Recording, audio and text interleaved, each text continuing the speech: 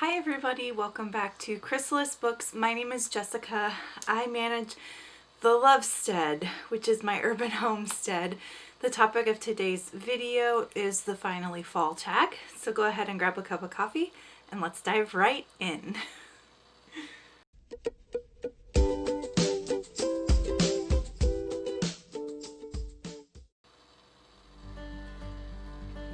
I'm distracted by my Monstera Deliciosa.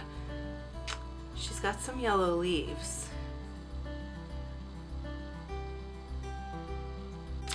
Question 1. In the fall, the air is crisp and clear. Name a book that has a vivid setting.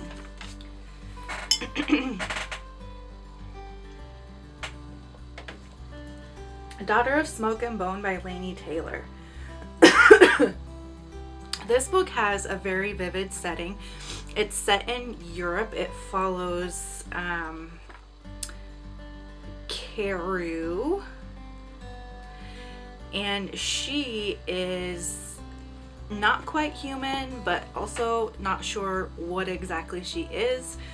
Maybe an angel, maybe something else. The first half of this book has a very autumnal ambiance, and it's in Eastern Europe in this very bohemian, antique Gothic town, and there's these really cool cafes that she goes to. She's an art student, and it just has that Gothic vibe in the beginning. And then the second half of the book is in this whole new fantasy realm that also has a very vivid setting. I really liked this book. I need to reread it so I can actually tell you what it's about, because I don't completely remember off the top of my head. But I did read it like 3 years ago, and I remember really enjoying it, and in particular being quite moved by the ambiance of the setting. Question 2. Nature is beautiful but also dying. Name a book that is beautifully written but also deals with a heavy topic like loss or grief. This was really easy for me. Tell the Wolves I'm Home by Carol Rivka Brunt. This is a really beautifully written story that covers the topic of this young girl whose uncle dies of AIDS in the 1980s.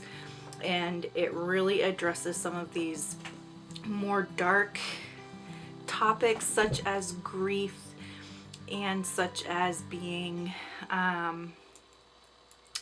what's the word I'm looking for, kind of the black sheep of the family, being someone who doesn't quite fit in. So I really think this is an excellent book for that question. It's, like I said, really beautifully written, and it does deal with heavy topics like grief, but it does so in a way that is tactful and artistic and beautiful.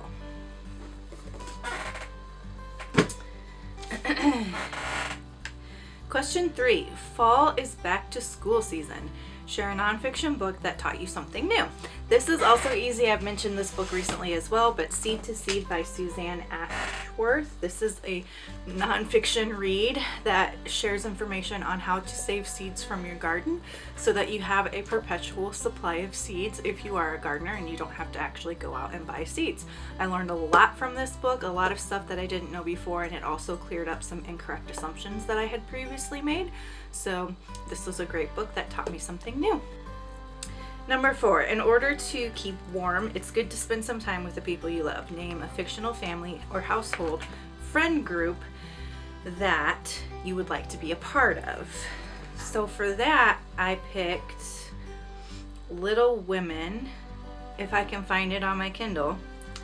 One second, I'll show you the cover.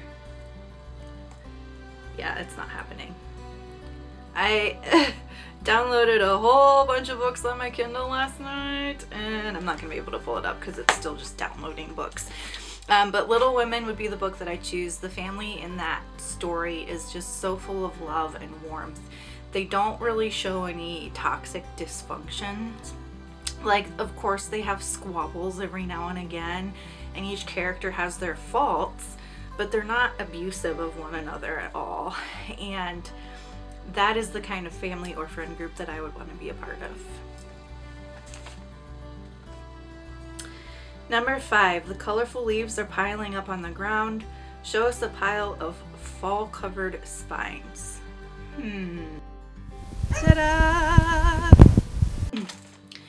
Number 6, fall is the perfect time for some storytelling by the fireside. Share a book wherein somebody is telling a story. So I'm assuming that this is like a book within a book question.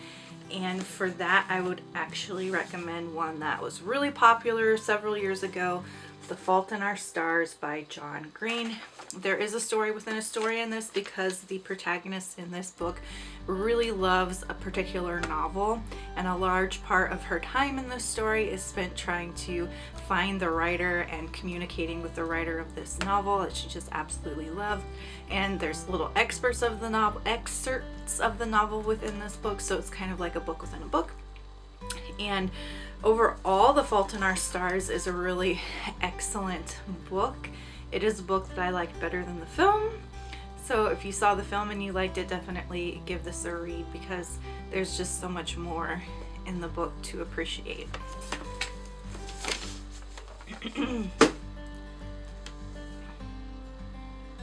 Number 7, the nights are getting darker. Share a dark, creepy read.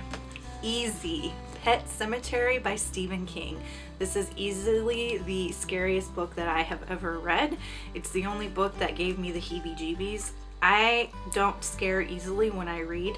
It's really hard for me to feel creeped out when I read because I have so much control over, you know, what I'm actually seeing in my head. But this book was very immersive and so creepy. It is a perfectly crafted book.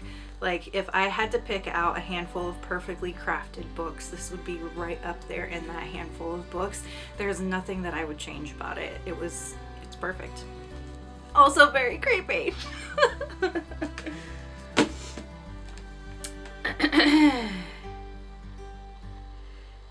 Number 8. The days are getting shorter. Name a short, heartwarming read that could warm up somebody's cold and rainy day. I picked a children's book for this, The Jolly Postmen by Janet and Alan Albert. This is the cutest book ever. It was my favorite book when I was a little kid, and it is the story of a postman who delivers letters to fairy tale characters. And there are actually letters inserted into the book that you take out and read as part of the story. And I read this book so many times. There's also a sequel called The Jolly Christmas Postman, and there's also a Winnie the Pooh version of this sort of mailbox theme, but just absolutely love this little book, and it's short and heartwarming. Number 9, fall returns every year. Name an old favorite that you'd like to return to soon. So I definitely want to reread this book sometime soon, Empire Falls by Richard Russo. This is a Pulitzer Prize winning novel.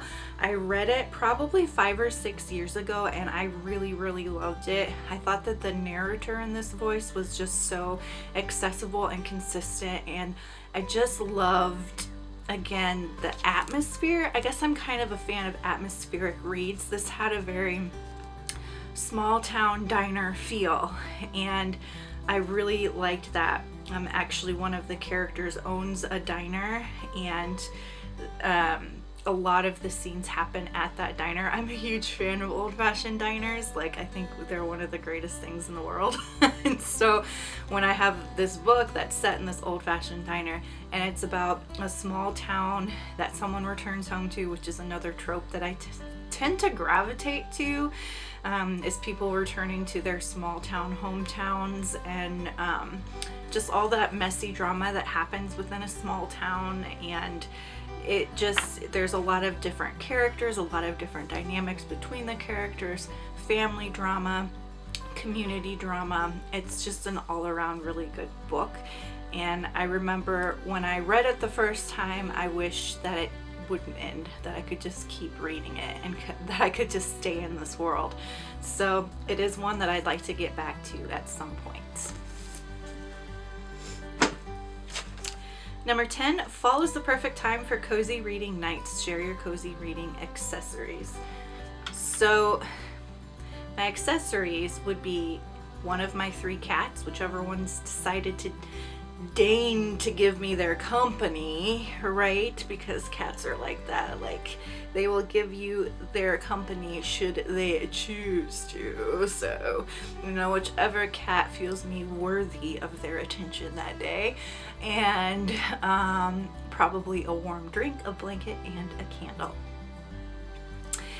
That's it for today's video. I hope you enjoyed it. Let me know if you've read any of these books down in the comments, and link me to your own Finally Fall videos if you've done one. And until next time, make sure to continue to read good books, drink good coffee, take care of yourselves and each other. Bye!